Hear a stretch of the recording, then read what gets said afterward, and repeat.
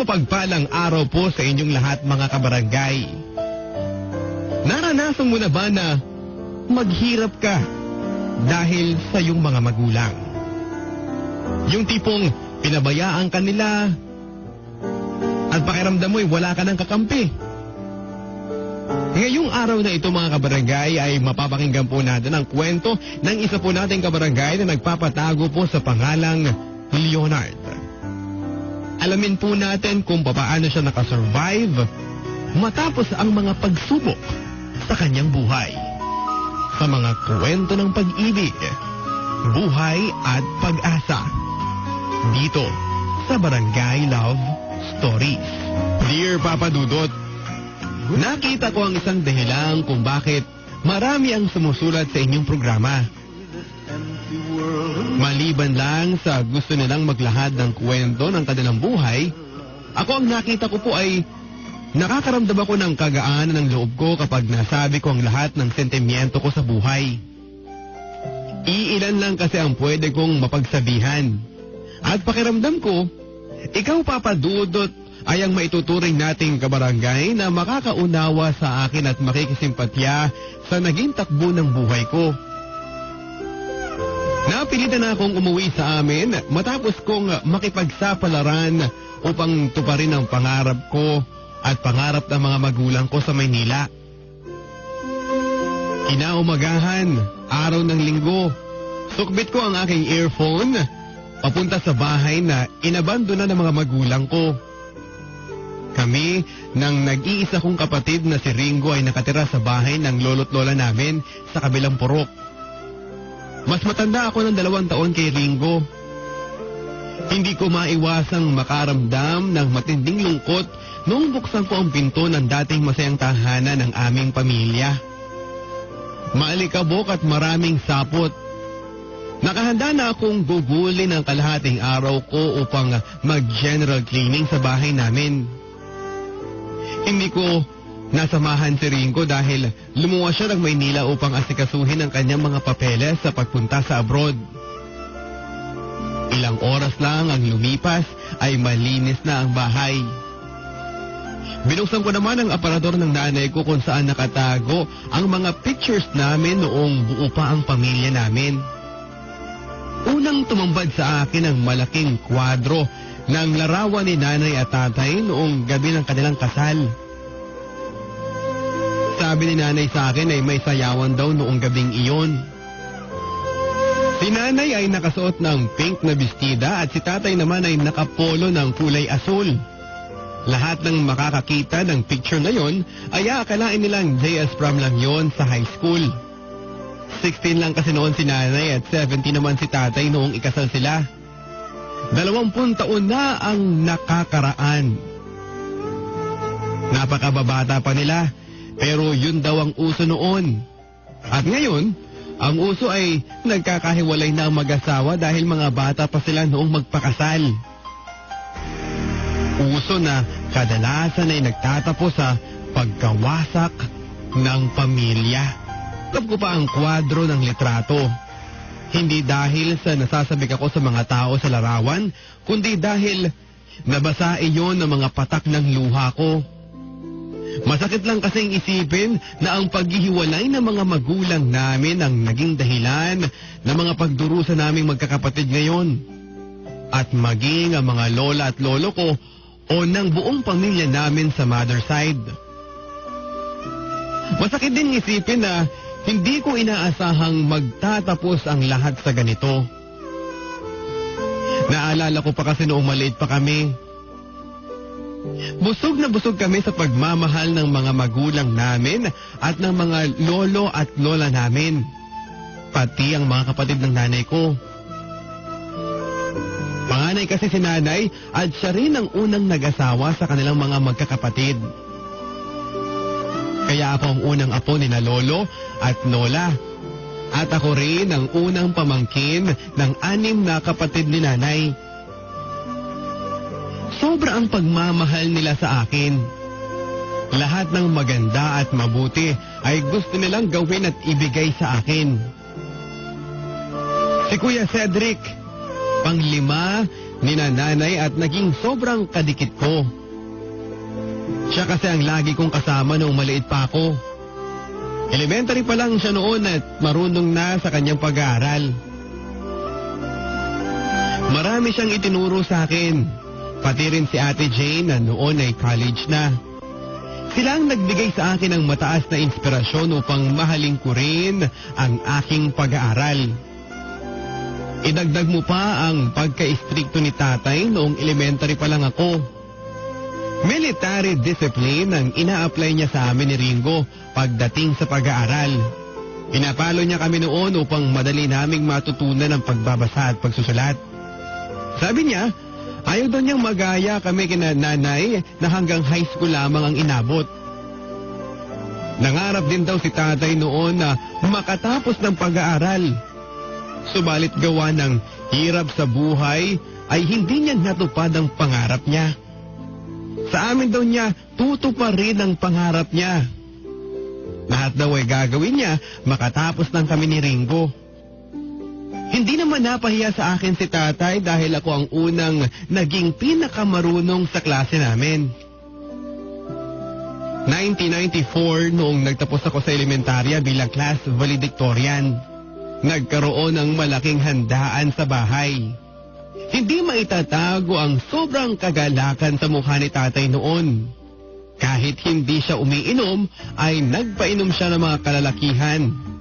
Si inay naman ay bahala sa mga pagkain na siyang iniharap sa kababaihan at sa mga bata. Dahil doon, Papa Dudut, ay naging mataas ang pangarap sa akin ng mga magulang ko.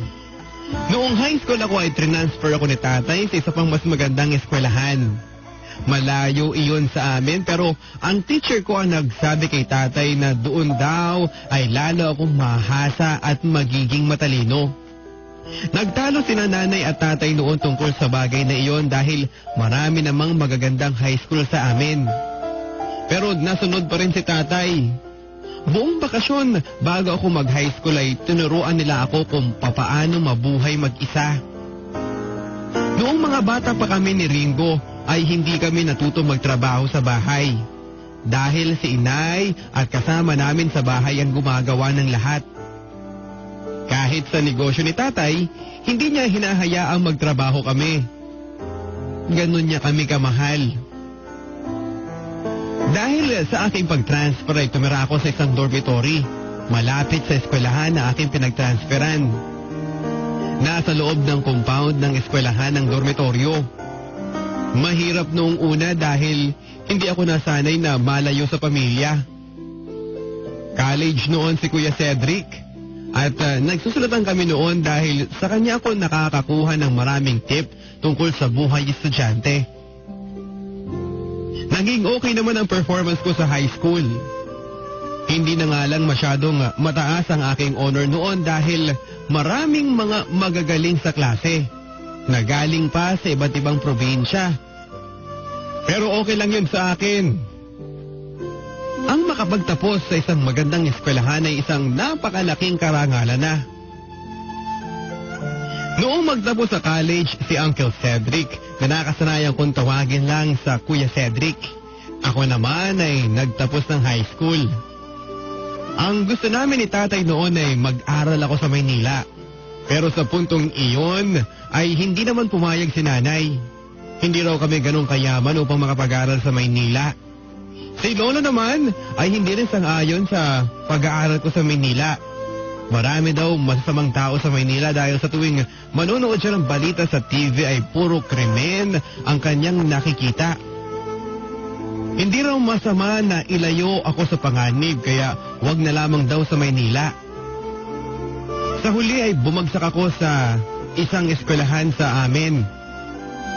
Kumuha ako ng AB Political Science noong 1999. Bakit, Polsay? Pangarap ni tatay na ako ay maging isang abogado. At iyon ay paghahanda lamang sa kanyang pangarap. Okay naman noong first year college ako. Nandoon ang suporta ng mga magulang ko. Si Kuya Cedric ay nakakuha din ng trabaho matapos siyang graduate. Kaya magkasama kami noon ni Kuya Cedric sa kasera. Naging madali tuloy sa akin ang buhay sa kasera dahil kasama ko si Kuya Cedric. Si nanay naman ay madalas dumalaw sa akin. Pero sinasabi niya sa akin na huwag kong sasabihin kay tatay na madalas niya akong dalawin. Hindi raw kasi sangayon si tatay sa madalas na pagpunta ni nanay sa akin dahil sa gastos. Ganon kasi si tatay, matipid at disiplinado sa kanyang pagiging ekonomista. Magkabaligtad sila ni nanay dahil siya naman ay walda sa pera. Sige ng sige si nanay basta't may pera siya. Kaya nga ni minsan ay hindi ako nakaranas ng magipit sa allowance. Kahit sa aking pangporma ay kinukonsinta rin ako ni nanay. Kaya walang mag-aakala noon na ako'y anak lamang ng isang mahirap. Year 2000 ay umalis si Kuya Cedric sa kasera dahil nakakita siya ng mas magandang trabaho sa ibang lugar. Naiwan ako mag-isa sa kasera. Masyadong mahal ang upa doon at mabigat kung ako lang ang magbabayad, kaya lumipat ako. Medyo malayo sa eskwelahan ko pero maganda kasi mura at maganda ang kwarto. Dating garahe iyon na kinonvert lamang sa kwarto. Mag-asawang matanda ang may-ari. Nasa loob ito ng isang maliit na compound na puro anak ng mag-asawang matanda ang nakatira. Sa katabing bahay ay nakilala ko si Dayan. Kabatch ko lang si Dayan dahil magsa-second year na rin siya noong mag-advanced schooling ako noong summer of 2000. Maganda si Dayan, Papa Dudot, pero average lang ang talino niya. Siya ang panganay sa kanilang tatlong magkakapatid at wala na silang ama.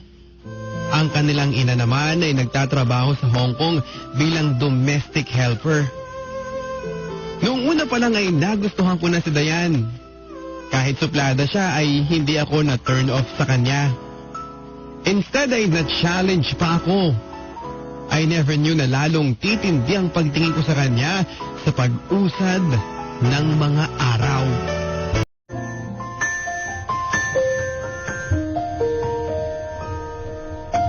Hindi naman si Dayan ang first love ko. Sa pag-aaral ko noong high school ay nagka-girlfriend naman ako ng dalawa.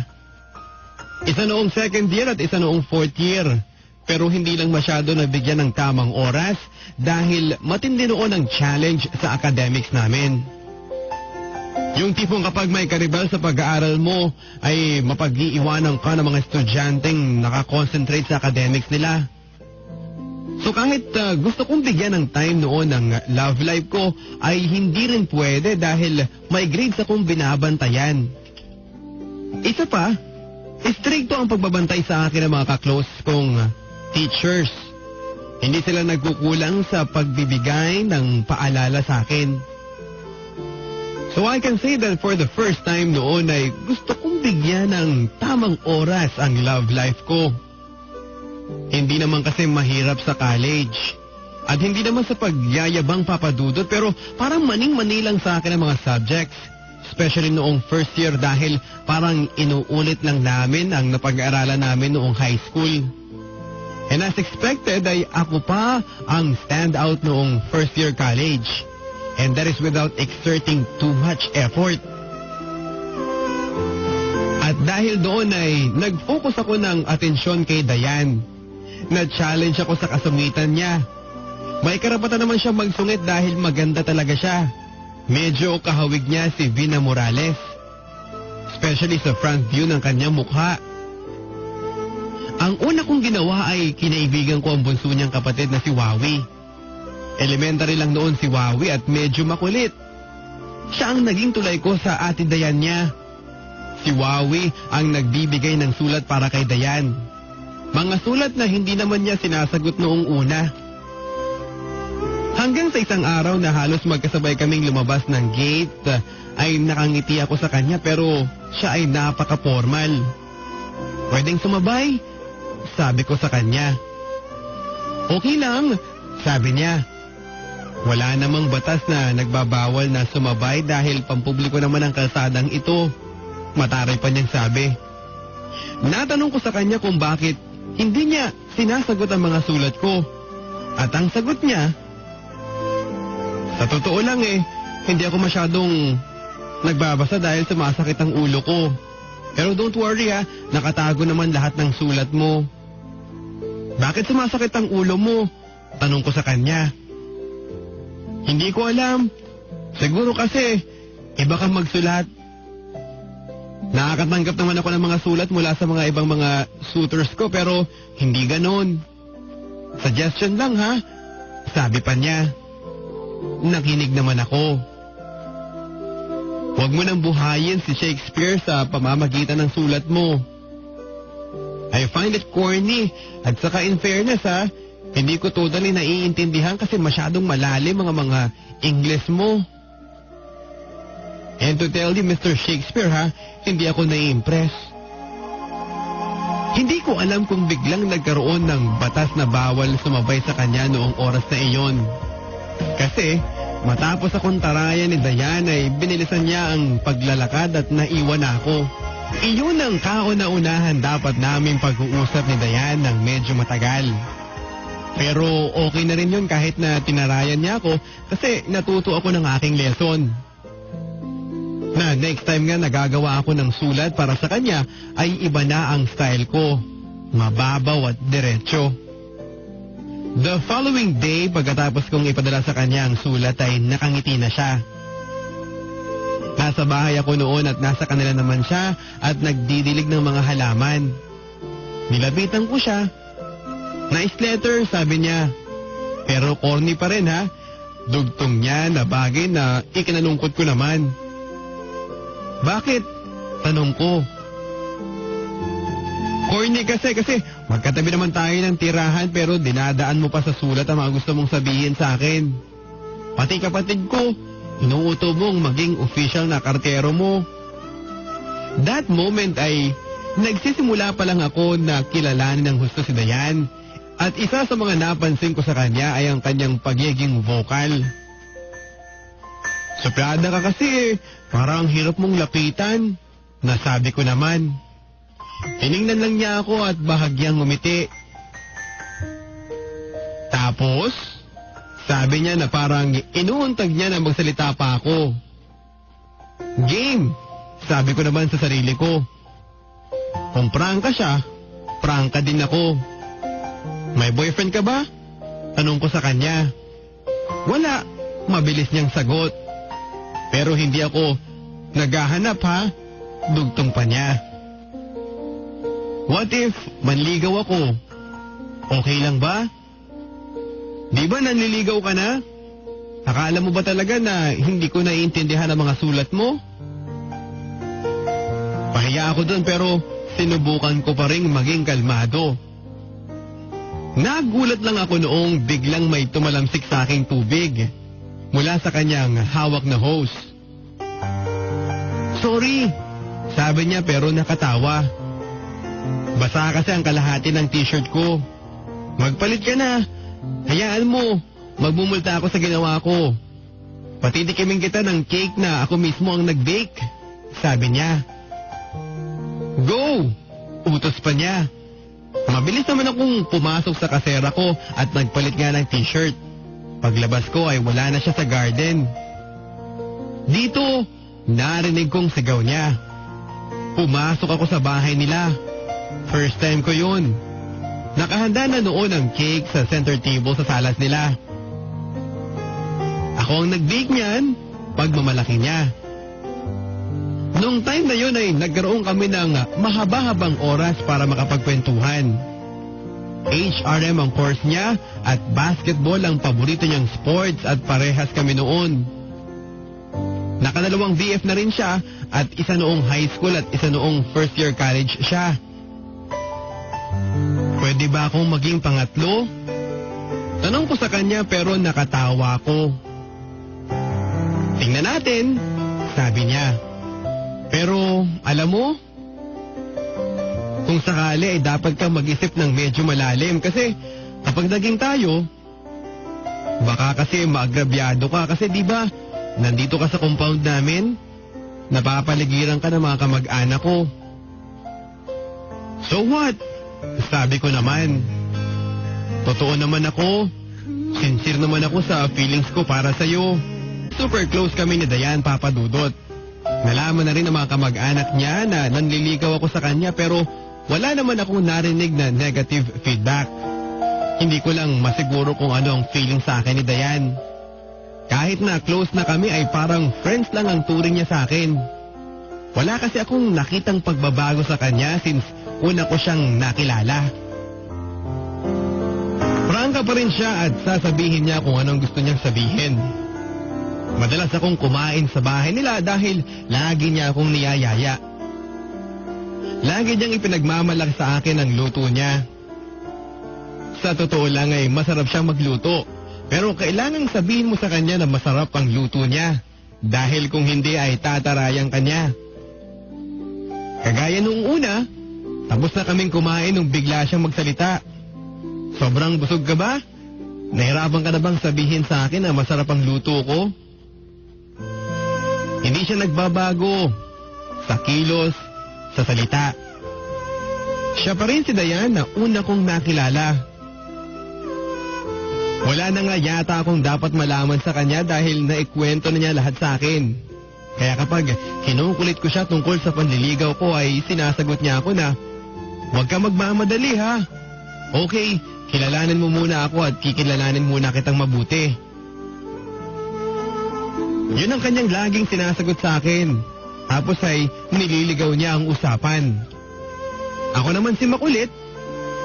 Lagi ko siyang dinadala sa usapang gusto ko.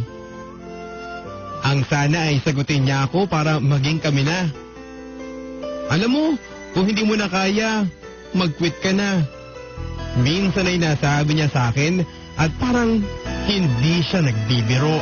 Tapos, bigla nang natigil ang pangungulit ko sa kanya dahil sa isang napakabigat na problemang dumating sa akin. Dumating sa kasera, si Ringo, kasama ang bunsong kapatid ni nanay na si Kuya Sly. Ang sama ng balita niya sa akin. Naglayas daw ang nanay namin at 3 araw na siyang wala. Walang nakakaalam kung nasaan siya dahil wala man lang siyang iniwang sulat. Sumama ako sa kapatid ko pauwi sa amin para makita ko kung gaano kalala ang pamilya ko doon. Lalo na si tatay. Malaki ang galit ni tatay noon dahil nalaman niyang maraming withdrawals si nanay sa bangko nila na hindi alam ni tatay. Ang masama, pinagbibintangan ni tatay ang nanay namin na mayroon siyang ibang lalaki. Hindi namin matanggap iyon ni Ringo. Ganon din si Lolo at Lola. Nagbilang kami ng mga araw at wala pa rin si nanay. Inutusan ako ni tatay na bumalik na sa eskwelahan upang atupagin ko ang pag-aaral ko. Bumalik nga ako pero hindi ako makapag-concentrate. Ginugulo ng problema sa pamilya ko ang isipan ko. Noon ay naghanap ako ng mga kaibigan. Nakatagpo ako ng barkada na nagturo sa akin kung papaano uminom ng alak at manigarilyo. Nakatulong sandali lalo na kapag masaya ang inuman pero pagising sa umaga, nandoon pa rin ng matinong isip na naghahanap ng sagot sa isang tanong na bakit nagawa iyon ni nanay. Dumating si Lola isang hapon sa kasera ko. Dapat ay nasa klase ako noong mga oras na iyon pero hindi ako pumasok. Umiiyak si Lola noong magkwento siya. Dumating na raw ang nanay namin pero naghiwalay na sila ni tatay. Ganon kadali. Bulalas ko noon kay Lola. Ayaw naman daw kasing magsalita ni nanay. Kahit binubugbog na raw siya ni tatay ay hindi pa rin nagsasalita. Noong hamunin daw siya ni tatay ng hiwalayan ay pumayag si nanay. Naghati sila ng konti sa mga ari-ariang naipundar nila, pati anak na susuportahan. Ako ang napunta sa nanay ko at si Ringo ay napunta kay tatay. Umiiyak ako noon sa harap ni Lola. Halo-halo ang damdamin at parang gustong sumabog ang dibdib ko noon. Ang payo sa akin ni Lola bago siya umalis, huwag akong magpapa-apekto sa problema. Harapin ko ang pag-aaral ko at nag-iwan siya ng pera sa akin noon mula daw sa nanay ko. malaking halaga iyon at kailangan ko raw ibangko para siya kong gamitin sa pag-aaral ko. Pag-aaral na sandali ko lang napabayaan ay muntik nang lumagapak. Nasa sulok ng isipan ko noon ang bumawi sa mga bumabang grades ko. Pero sumisiksik lagi sa isipan ko ang mga nangyari sa pamilya namin. Kapag nag-iisa ako, ay para akong mababaliw. Kaya lagi akong naghahanap ng kasama, kaibigan, barkada. Lasing ako isang gabing umuwi ako. Nagsusuka ako noon sa gate nang biglang may dumating. At nakita ko si Dayan. Hanggang sa makapasok ako sa kwarto ko ay hindi niya ako iniwan. Noong gabing iyon ay nasabi ko kay Dayan ang problema ko. Naunawaan daw niya ako kung bakit biglang nagbago ang buhay ko. Kung bakit ako nabarkada. Naghahanap ako ng mahihingian at mapagsasabihan ng mga sentimiento ko. Bakit mo ako iniwasan? Hindi ba ako pwede? Tanong niya sa akin noon. Sinabi ko sa kanya na baka lalong hindi niya ako mahalin kapag nalaman niya ang bulok sa pamilya ko. Hindi mo naman kasalanan ang kasalanan ng mga magulang mo, sabi niya. Hindi ko alam kung bakit bigla na lang akong naiiyak kapag pamilya na ang pinag-uusapan. Kahit sa harap ni Dayan ay umiiyak ako. Niyakap niya ako noon at damang-dama ko ang pakikiramay niya sa problema ko. Kaya mo yan, Leonard. Sabi niya sa akin. Tutulungan kita. Sabi pa niya. Ang maganda sa gabing iyon ay nagkaroon kami ng seryosong tapatan ng damdamin ni Dayan. Inamin niyang mahal niya ako at gusto niyang maging bahagi siya ng buhay ko mula noong gabing iyon. Pinagpangako lang niya ako na sikapin kong lumaban sa problema dahil nasa likod ko siya lagi at hindi niya ako iiwan. Magkatabi kaming natulog noong gabing iyon. Magkayakap kami. Naisip ko rin na sa buhay ng tao, kapag may nawawala ay mayroong ding dumarating.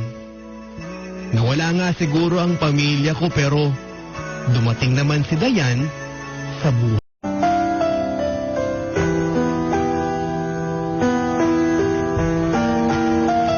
Naging magandang simula para sa amin ni Dayan ang sumunod na araw. May nadagdag sa pagkakakilala ko sa kanya. Masarap pala siyang magmahal at maalaga at malambing. Wala ding kumontra noong malaman ng mga kaanak niya na kami na ni Dayan at hindi lang nawala ang paalala ng mga matatandang kapamilya niya. Ilang linggo ang lumipas ay dumating si nanay sa kasera ko.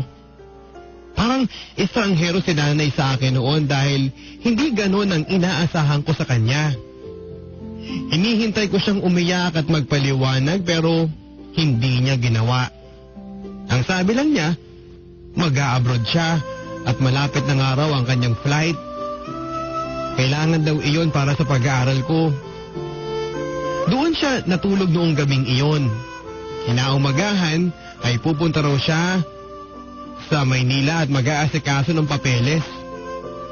Iniiwasan ko rin na makapag-usap kami ng matagal ni nanay dahil ayaw kong pag-usapan namin ang tungkol sa nangyari sa kanila ni tatay, kaya hindi na lang ako nagtanong. Iniisip ko na lang na matanda na sila at alam na nila kung ano ang tama at mali. Ang masakit na lang sa akin ay ang tanong na bakit parang okay lang sa kanila na nawasak ang pamilya namin.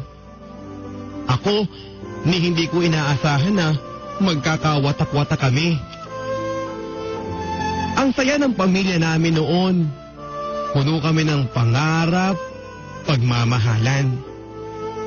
Paulit-ulit sa isipan ko ang pagtatanong, bakit nangyari iyon? Tuloy si nanay sa Hong Kong. Naging magkaibigan sila doon ng mami ni Dayan dahil DH nga din doon si Tita Belle. Lalo pang sumaya ang relationship namin ni Dayan dahil magkaibigan ang mga nanay namin. Naipakilala ko na rin si Dayan sa pamilya ko noong kasal ni Kuya Sly. Bumilib nga sila kay Dayan dahil at home siya sa amin. Abay kaming pareho ni Dayan noon. Walang kaere-ere si Dayan kahit na nakagaw na siya noon ay panay pa rin ang tulong sa mga gawain sa bahay ni na Kuya Sly. Pagkagaling namin sa simbahan ay tumulong pa rin siya sa kusina at sa pagsiserve sa mga bisita.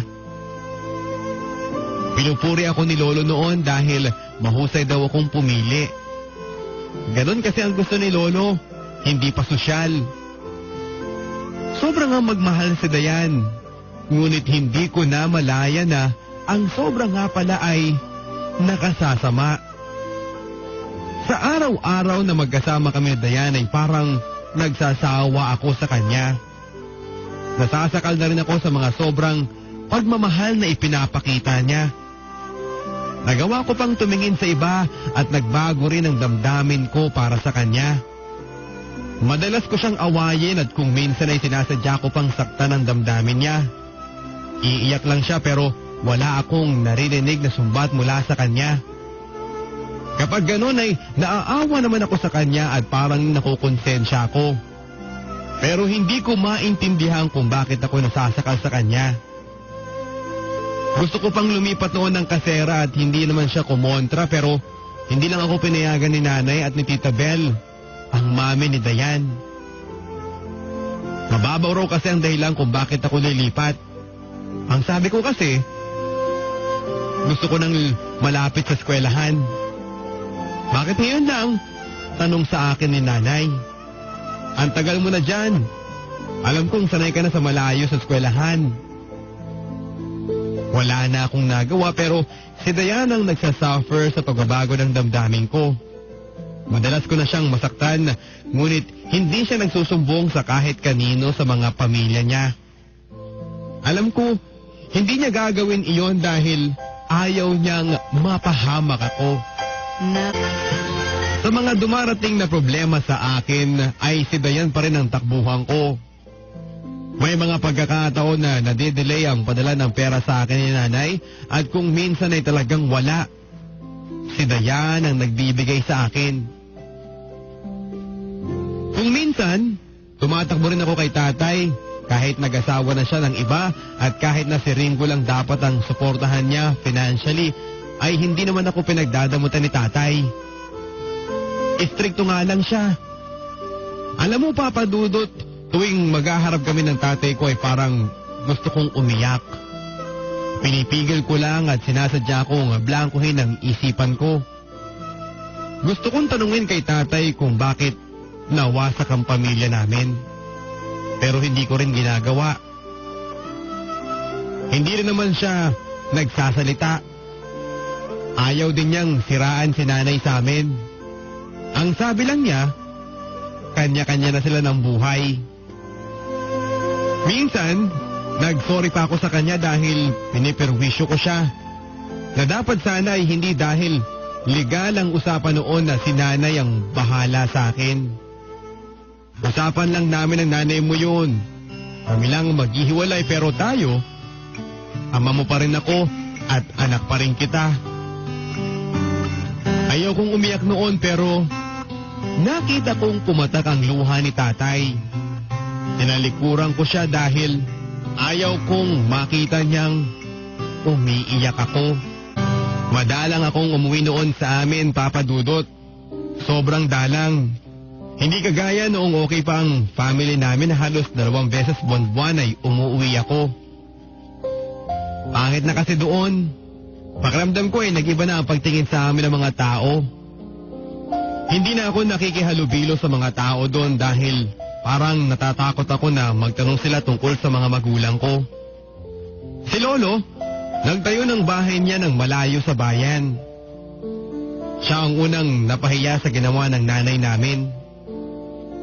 Maprinsipyo kasi si Lolo. Matagal niyang iningatan ang kanyang dignidad na sinira lang ni Nanay. Si Ringo, nahinto sa pag-aaral matapos ng first semester noong first year college na siya dahil wala siyang ipinasa kahit na isang subject lang. Tapos hinabol pa siya ng nanay ng girlfriend niya dahil may nangyari sa kanila ng anak nito. Kagaya ko, nagbago rin ang mundo ni Ringo dahil sa pagkawasak ng pamilya namin. Marunong na rin siyang uminom at manigarilyo. Nabarkada na rin kaya nasira ang pag-aaral niya. Si Lola ang nakikita kong sobra din ang paghihirap dahil sa mga pangyayari. Sa kanila kasi nakatira si Ringo dahil ayaw naman itong makitira sa bahay ni na tatay at ng kanyang pangalawang asawa. Mula nung mag-asawang muli si tatay ay nagpatayo na rin sila ng sarili nilang bahay sa bayan at ang bahay namin ay tuluyan ng naabandona. Lahat ng mga nangyari sa pamilya namin ay nakakasakit, Papa Dudut, at kung mahina lang ako ay baka hindi ko na kinaya. Pero medyo matapang naman ako, kahit papaano ay naipapasa ko naman ang mga subjects ko, kahit pasang-awa lang. Alam ko na hindi ako bobo pero nawala na lang talaga ang interest ko sa pag-aaral. Tuloy pa rin naman ang buhay sa pag-usad pa ng mga araw, kahit papaano at kahit na wala akong pakialam kung saan ako patungo. Pebrero noong Chinese New Year ay umuwi si nanay mula sa Hong Kong. Meron daw siyang inasikasong papeles. Hindi ko alam na ang pag-uwi niyang iyon ay magdudulot na naman ng problema sa amin. Ilang araw lang siya dito sa Pilipinas tapos bumalik siya ng Hong Kong. Pero makalipas lang ng ilang linggo ay tumawag si Tita Belle, ang mami ni Dayan, at hinahanap ang nanay ko. Hinahanap daw kasi siya ng mga amo niya. Sinabi ko na bumalik na siya ng Hong Kong pero ang sabi ni Tita Belle ay umuwi na naman daw ng Pilipinas si nanay at may dalang malaking halaga ng pera na inutang niya sa bangko. Si Tita Belle daw ang pumirma bilang garantor. Noon ay sinubukan kong tawagan si nanay sa cellphone niya at nagri-ring pero hindi niya sinasagot. Ilang araw pa ang lumipas mula noon ay tumawag ulit si Tita Belle at natatakot ito dahil ite-terminate na raw si nanay sa trabaho niya. Walang nakakaalam kung nasaan siya. Hindi ko muna ipinaalam sa amin ang problemang nilikha ni nanay. Kay Kuya Cedric ako nagsabi. Sa kanya ay may nalaman ako na mayroon daw boyfriend si nanay. Ang advice sa akin ni Kuya Cedric ay harapin ko raw ang buhay ko. Huwag na raw kong umaasa sa nanay ko. Kunwari ay wala na siya. Sabi ko naman, hindi ganun kadali yun. Ang sabi niya ay, ang mahirap daw sa nanay namin ay hindi siya nagsasalita at gumagawa siya ng mga hakbang na hindi namin lahat nalalaman. Kagaya noong maglaya siya at nakipaghiwalay sa tatay namin. Wala naman daw kaming nagawa. Alam ko na malaki ang punto ni Kuya Cedric sa kanyang payo sa akin. Pero bilang anak, maiiwasan ko bang mag-alala kung nawawala na naman ang nanay ko?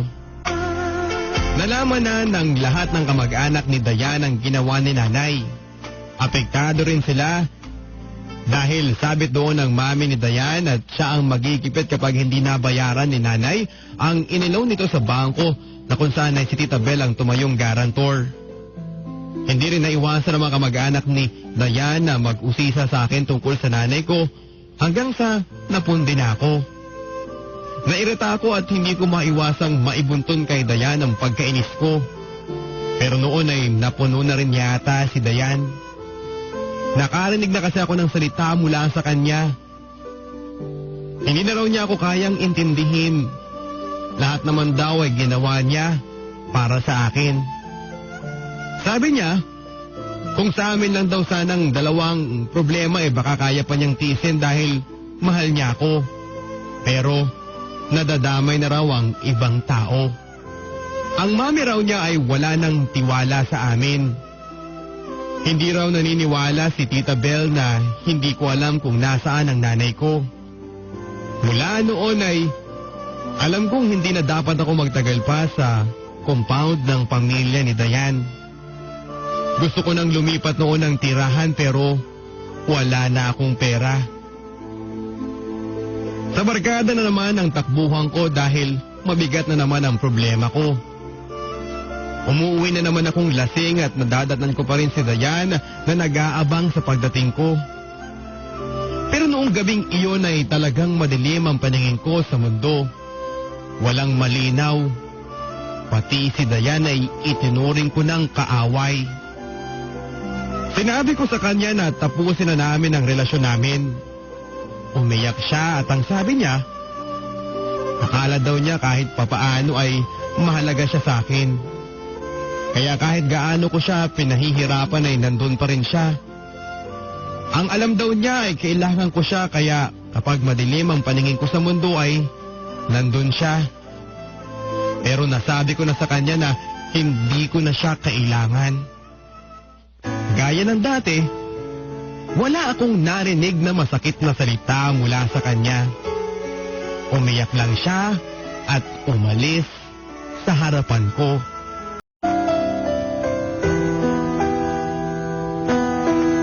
Kinaumagahan ay nag-impake ako. Umuwi ako sa amin dala ng sarkaterbang kaguluhan sa isipan ko. Ni hindi ko nagawang magpaalam kay Dayan. Habang nasa bus ako ay nag-text ako kay Kuya Cedric. Ang sabi niya ay obserbahan ko raw kung dapat akong magsabi sa pamilya namin ng bagong problemang ginawa ni nanay. Anemic kasi si Lola at kapag may problema siya ay lalong hindi siya nakakatulog. Noong pagdating ko dito sa bahay ni na Lola ay nagpretend ako na okay lang ako. Pero makaraan ng ilang araw ay tinanong nila ako kung bakit hindi pa ako bumabalik ng eskwela. Sinabi ko na hindi muna ako mag-aaral. Dismayado sila. Ano raw ang gagawin ko sa buhay ko? Hindi ko sila sinagot. Pero buo na ang nasa isipan ko. Dito muna ako. Pinapagod ko na lang ang sarili ko sa mga gawaing wala naman ako masyadong napapala.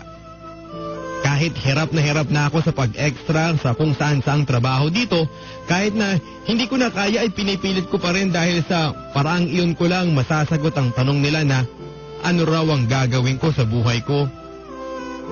Minsan ay dumating si tatay. Ang tanong niya, ano raw ang nangyari sa akin? Kung babagsak din lang daw ako sa walang trabaho, di sana raw ay hindi na lang ako nag-aksaya ng pera sa pag-aaral. Hindi ganyan ang pangarap ko para sa inyo, sabi pa ni tatay. Kaya nga noong mga bata pa kayo hindi ko kayo hinayaang magbulakbol sa pag-aaral dahil gusto ko magkaroon kayo ng magandang trabaho. Gusto ko kayo maging professional. Iba kapag si tatay ang umiiyak. Nahahawa ko, pero ayaw ko pa rin ipakita sa kanya kung paano ako umiiyak. Dumating din kailan lang si Dayan sa bahay ni na Lola. Noong una ay ayaw ko siyang harapin pero kinagalitan ako ni Lolo. Nag-usap kami ni Dayan. Hindi ko alam kung tanga ako o mahal lang talaga kita. Sabi ni Dayan sa akin. Noon, nangako ako na hindi kita iiwan. Noon ay sinabi ko sa sarili ko na kahit pa mawala ang lahat sa'yo, ako nandito pa rin kapag kailangan mo ko. Noong sinabi mo sa akin na hindi mo na ako kailangan, nasaktan lang ako pero hindi ko naramdaman na hindi mo talaga ako kailangan. Alam ko kailangan mo pa ako. Noon, Papa Dudut, ay nahiwa ang puso ko sa pag-iyak ni Dayan. Napaluhan na rin ako at ang sabi ko sa kanya, masyado ng maraming problema. Masyado ka nang nadamay at nahirapan sa akin. Masyado na kitang nagamit. Tama na, Dayan. Ang gusto kong marinig ay totoo. Yung totoo dyan sa puso mo. Kung hindi mo na ako kailangan, kung wala na talaga akong halaga sa'yo, Tanong sa akin ni Dayan. Hindi na ako tama para sa'yo. Wala ka nang mapapala sa akin kundi puro hirap lang at problema. Ayaw na kitang idamay. Pabayaan mo na lang ako. Hindi ako pinakinggan ni Dayan, Papa Dudut. Niyakap niya ako noon at ang sabi niya, hindi ganun kadali yun. Mahal na mahal kita. Alam mo yun. At ngayon, higit kailanman ay gusto kong kasama kita dahil gusto kitang damayan. Uwi ko si Dayan araw ng linggo, February 23, matapos kaming sabay na magsimba. Magkakabay kaming nagdasal at nagpasalamat sa Diyos dahil pinagtagpo niya kami at ibinigay niya sa akin si Dayan. Noon ay naramdaman ko na hindi naman ganong kalupit sa akin ang pagkakataon. Maswerte pa rin ako dahil nasa akin pa rin si Dayan at napakaswerte ko dahil hindi niya ako iniwan kahit na pinagtabuyan ko na siya palabas ng buhay ko. Mabait pa rin sa akin ang Diyos dahil hindi niya winala lahat ng mahalaga sa buhay ko. Dati, hindi ko nakita kung papaano kahalaga si Dayan sa buhay ko pero ngayon, alam ko na hindi ko na kakayaning kapag nawala pa siya. Alam ko na magiging matibay na ang relasyon namin ni Dayan. Nangangako ako at alam kong mangyayari ito dahil subuko na si Dayan. Panahon na lamang ang magpapahiwalay sa amin. Nangako kami sa harap ng Diyos na kahit ano pang problema ang dumating, ay hindi kami patitinag. Magiging matibay kami kahit na anong mangyari. Ang hindi ko maintindihan ay kung bakit hindi kasing tibay ng pagmamahalan namin, Dayan, ang pagmamahalan ng lahat ng tao, lahat ng mag-asawa. Bakit hindi kasing tibay ng pagmamahalan namin ni Dayan ang pagmamahalan ng mga magulang ko? Kung minsan ay sinusubukan kong tanggapin dahil niluluwagan ko ang isip ko. Kailangan mangyari iyon dahil iyon ang nakatadhana. Pero masakit dahil hanggang ngayon ay natutorture pa rin ako. Gusto kong isisi lahat sa nanay ko. Lahat-lahat ng nangyaring masama sa buhay ko. At sa buhay ng kapatid ko at sa tatay ko. Pero hindi ko alam kung tama. Ang mahirap kasi, Papa Dudut, ay hindi ko alam kung ano ang nasa isip ng nanay ko. Hindi siya nagsasalita noon at hanggang ngayon ay wala pa rin siya. Nagtatanong pa rin ng isip ko kung bakit niya nagawa ang mga iyon. Kung minsan, naiisip ko na hindi kami mahalaga sa nanay namin. Hindi niya kami mahal dahil iniwan niya kami at binigyan pa niya kami ng problema at sama ng loob. Pero ayokong isipin na masama ang nanay ko dahil siguro naman ay mayroon siyang dahilan. Sa tuwing magdadasal ako, ang nanay ko ang pinakamahalagang bahagi ng pakiusap ko sa Panginoon. Sana, liwanagan naman ng Diyos ang isip ng nanay ko. Maisip naman sana niya na ang buong pamilya niya ay nag-aalala sa kanya. At kung ano man ang problema niya, ay buong pamilya din ang tutulong sa kanya. Papa Dudut, kung madali lang sanang banggitin ang totoong pangalan ng nanay ko ay isusulat ko na sana dito. Pero alam kong dapat pa rin akong mag-iwan ng respeto para sa sarili ko, sa pamilya namin at sa nanay ko. Pero kung sino mang ina ang nang-iwan sa kanyang mga anak ang nakikinig ngayon, maawa naman kayo. Maisip naman sana ninyo na ang mga anak ninyo ay nangangailangan ng ina.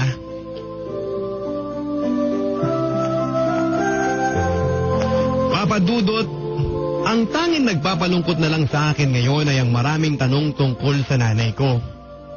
Okay naman ako dahil nangako naman si tatay na pag-aaralin niya ako kung gusto ko pang mag-aral. Oo, mag-aaral ulit ako. At gagraduate ako.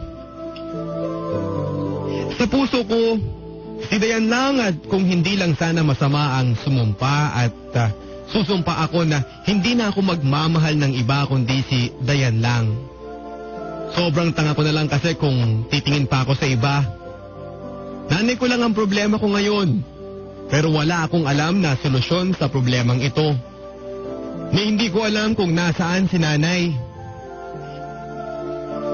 Anyway, naniniwala naman kami na may Diyos.